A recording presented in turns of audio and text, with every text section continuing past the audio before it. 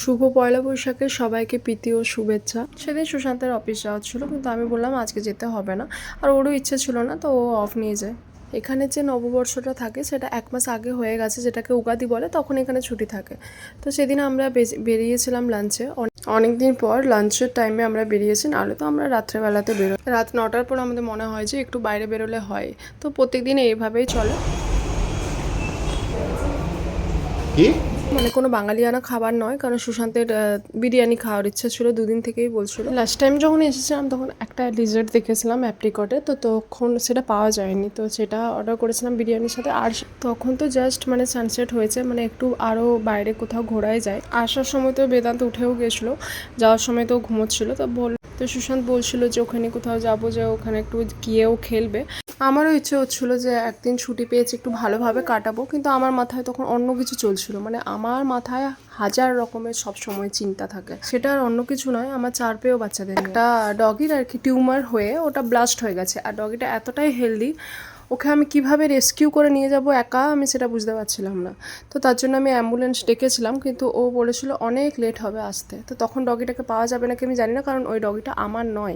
আমি যখন কিছুদিন আগেই আমার ডগিদের জন্য চিকেন কিনতে গেছিলাম, তখনই ওই ডগিটাকে চিকেন শপের বাইরে দেখেছিলাম। আমি যেই বাচ্চাগুলোকে ফিড করি তার মধ্যেই 5টা ডগি স্কিন ইস্যু, একজনের হ্যামাটোমা, সব কিছু না কিছু চলছে। তার মধ্যে এই ডগিটাকে দেখে তো আমার বেশি খারাপ লেগেছে, কারণ এর কন্ডিশন খুবই খারাপ, অনেক বড় টিউমারটা।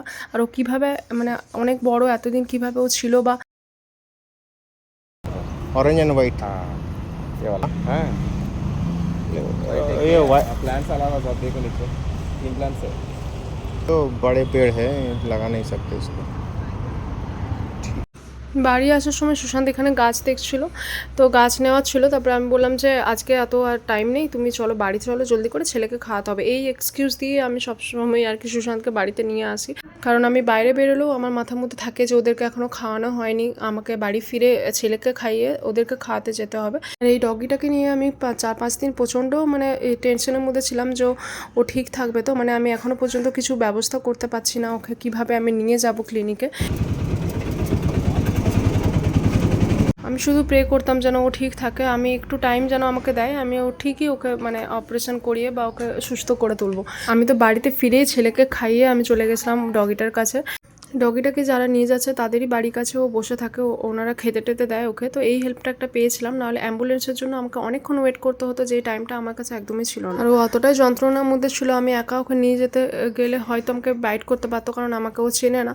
তো যাই হোক, এদের হেল্পটা পেয়েছিলাম, এটা একটা ভালো হয়েছিল। 2 দিন পর ওর অপারেশন আছে, সবাই প্রে করো যেন ওর অপারেশনটা সাকসেসফুল হয় আর ও যেন ভালো